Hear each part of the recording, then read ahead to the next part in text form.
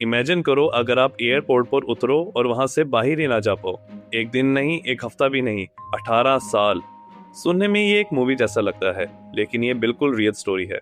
और सबसे शॉकिंग बात, इस आदमी ने 18 साल एयरपोर्ट के अंदर ही गुजार दिए। स्टोरी स्टार्ट होती है 1988 में। एक आदमी जिसका नाम मेहरान करीमी था, वो पेरिस के एक बिजी एयरपोर्ट पर लैंड करता है। सब कुछ नॉर्मल लग रहा था, लेकिन फिर एक छोटी सी प्रॉब्लम हो गई। उसका पासपोर्ट और सारे लीगल डॉक्यूमेंट्स गुम हो गए। एयरपोर्ट ऑफिसर्स ने फौरन से उसे रोक लिया। उन्होंने कहा, without passport you can't enter the country. मतलब ना ही वो फ्रांस में ऑफिशियली एंटर कर सकता था, और ना ही वो अपने कंट्री वापस जा सकता था, और ना ही किसी और मुल्क में। और इसी तरह वो एयरपोर्ट के टर्मिनल में ही फंसा रहा। शुरू में सबको लगा ये प्रॉब्लम कुछ ही दिन में सॉल्व हो जाएगी, लेकिन दिन गुजरते गए, फिर हफ्ते, फिर महीने और फिर साल। मेहरान एयरपोर्ट के टर्मिनल में ही रहने लगा। वहीं सोता, वहीं खाता और वहीं लोगों को देखता रहता जो फ्लाइट्स पकड़कर दुनिया भर में जा रहे थे।